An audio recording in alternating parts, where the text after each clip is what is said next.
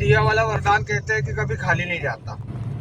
तो भगवान शंकर कैलाश से भस्मासुर के भय तो नहीं बोलूंगा, पर भस्मासुर की माया के कारण इधर उधर वनों में भटकते रहे।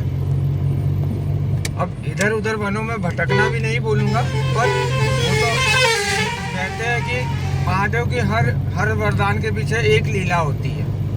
शायद अपन यही बोलेंगे तो लीला ही बोलेंगे तो ज़्यादा अच्छी बात रहेगी।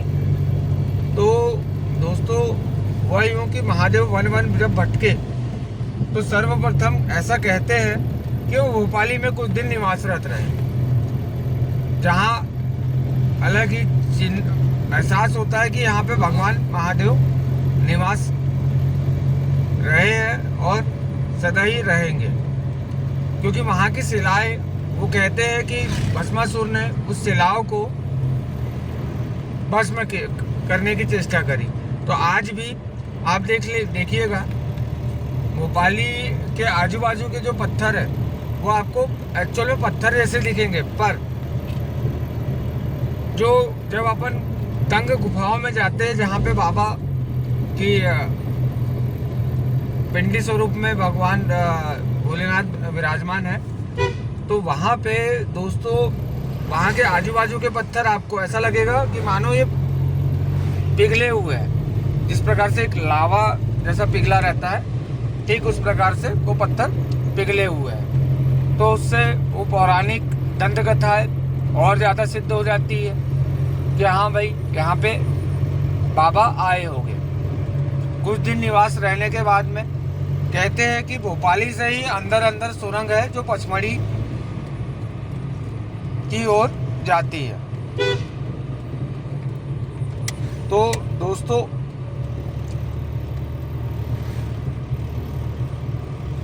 उसके बाद में बाबा वही सुरंग के माध्यम से पचमढ़ी की ओर अपना रुख करे।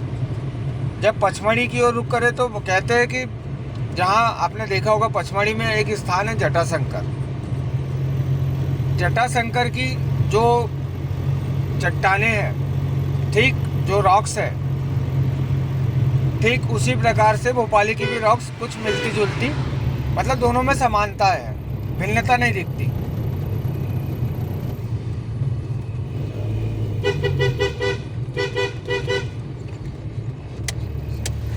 भिन्नता दिखती ही नहीं है दोनों के रॉक्स में। तो दोस्तों कहते हैं वहाँ पे कि भगवान जब शंकर पचमढ़ी में गए, कुछ दिन अपनी धुनी रमाई या ध्यान किया या जो भी किया, उसके बाद में भगवान शंकर ने भगवान विष्णु की आराधना करी। क्योंकि कहते हैं ना भगवान सदाशिव भोलेनाथ हमेशा से कहते हैं राम ही ईश्वर, राम का ईश्वर रामेश्वर। मतलब ये स्तुति तो सब लोगों को मालूम ही होगी। तो वही हूँ दोस्तों कि जब भगवान शंकर ने भगवान विष्णु का ध्यान किया तो कहते हैं कि भगवान विष्णु ने एक अप्सरा का रूप लिया और अपने अप्सरा स्वरूप में भस्मासुर को मोहित कर लिया। और भस्मासुर को जब मोहित कर लिया तो भस्मासुर से कहने लगे, भस्मासुर उनसे विवाह करने की चेष्टा करने लगा। तो भगवान स्वरूप तो स्वयं मायापति है। तो हुआ यूँ दोस्तों कि भगवान विष्णु ने एक शर्त रख दी अपने नारी स्वरूप में जो उन्होंने धारण किया था कि भाई मैं जैसे जैसे नृत्य करूंगी वैसे वैसे तुम्हें नृत्य करना पड़ेगा, तब जाकर के मैं तुमसे विवाह करूंगी, मतलब शादी करूंगी। तो भस्मासुर राजी हो गया। जब भस्मासुर राजी हुआ तो भगवान के जो नारी स्वरूप जिस प्रकार से जैसे जैसे नृत्य करती वैसे वैसे भस्मासुर जी भी नृत्य करने लगे। अब एक वो कड़ी आई कि जब भगवान विष्णु जी ने जो नारी स्वरूप धारण किया था, उन्होंने अपना हाथ एक अपने शीश पर रख दिया, सर पे। तो भस्मासुर ने जैसे ही अपना हाथ सर पे रखा, क्योंकि उसी हाथ में वरदान स्वरूप जो कड़ा मिला था जिससे वो सभी को भस्म कर देते थे, ठीक उसी प्रकार तो वो जैसे ही भस्मासुर ने अपने सर पे हाथ रखा, उसी हाथ में कड़ा पहना था, तो वो भस्मासुर स्वयं भस्म हो गए और भगवान महादेव भस्मासुर के भय से सुरक्षित हो गए। और वहां से फिर भगवान चौरागढ़ की यात्रा पे निकले। ऐसा मैं नहीं बोल रहा, जैसा कि मैंने हमेशा से आपसे बोला है कि मैं ऐसी कोई भी बात नहीं बोलूंगा जिससे भ्रम फैले। क्या होता हूँ, सबसे पहले मैं पढ़ता हूँ, उसके बाद में अपने ब्लॉग पे बोलता हूँ। अदरवाइज मैं ऐसी कोई भी बात नहीं बोलूँगा जिससे जन लोगों में भ्रांति फैले और उन भ्रांतियों के कारण आक्रोश हो मेरे प्रति। मैं कभी नहीं चाहता कि मेरे प्रति आपके मन में हीन भावना और आक्रोश की भावना उत्पन्न हो। क्योंकि दोस्तों मेरा चैनल, जैसा कि मैंने बताया था, जंगल सफारी अपनों के साथ में, तो वही है कि ये जानकारी मैं साझा कर रहा हूँ। तो वहाँ से भगवान शंकर चौरागढ़ गए। तो मैं यहाँ था कि पचमढ़ी की जिस प्रकार से द्वंद्व कथाएं हैं, पौराणिक मान्यता है, ठीक उसी प्रकार से भोपाली की भी मान्यता है। यहाँ पे 12 ही महीना, साल के 12 ही महीना, जहाँ भगवान लिंग पिंडी स्वरूप में, लिंग स्वरूप भी बोलेंगे, लिंग मतलब तो शिवलिंग, और पिंडी स्वरूप में विराजमान है भगवान। दोस्तों ये वही जगह है जहाँ मैं हमेशा से आपसे कहता था, ये टर्निंग पॉइंट, यहाँ पे हमेशा ही लेपर्ड का मूवमेंट रहता है इस जगह। जो कि मैं बार बार इसलिए आइडेंटिफाई कर रहा हूँ ये जगह, क्योंकि आप आने जाने वाले लोगों को हमेशा आइडेंटिफाई हो। क्योंकि क्या है, रोड का एरिया नीचे है और पास ही ये बहने वाला एक छोटा सा नाला है। क्योंकि जहाँ पानी रहेगा वहाँ जंगली जानवर तो रहेंगे, तो इसलिए मैं हमेशा से बोलता हूँ, क्योंकि प्रॉपर हाइट है।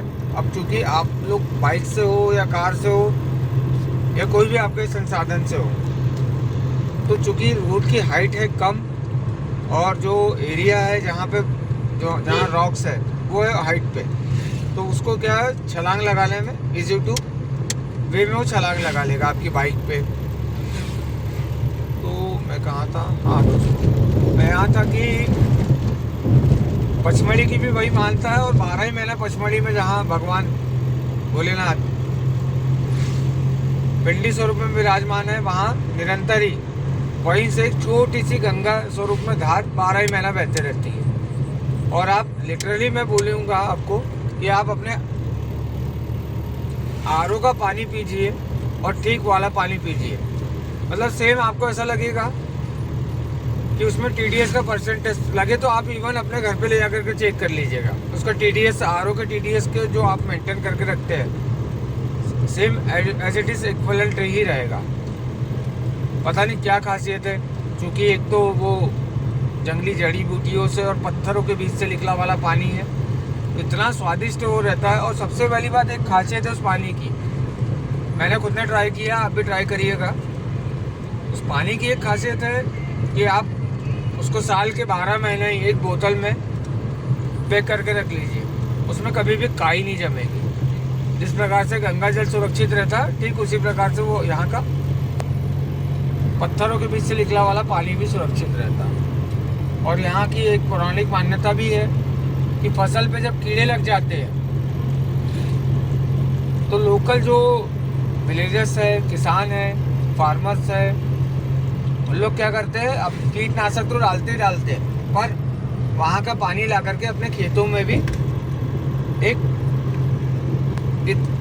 ये मान के चलो कुछ बूंदे लोटे में भर करके सींचते हैं। उनका मानना ऐसा है कि बाबा के पास से लाया वाला जल से हमारी फसल सुरक्षित रहती है, जिसमें किसी प्रकार की रोग बीमारी नहीं आती है। अब कथाएं है तो कथाएं है, अब कथाओं का क्या कहना। तो इसी कथाओं के साथ में मिलते हैं अगले ब्लॉग में। तो तब तक के लिए दोस्तों धन्यवाद। अगर चैनल पसंद आया तो आप सब्सक्राइब करिएगा, सपोर्ट करिएगा, ताकि कुछ वीडियो में इसी प्रकार से Satpura tiger, Melghat tiger reserve forest की मैं डालते रहूँ। धन्यवाद। जय हिंद, जय भारत।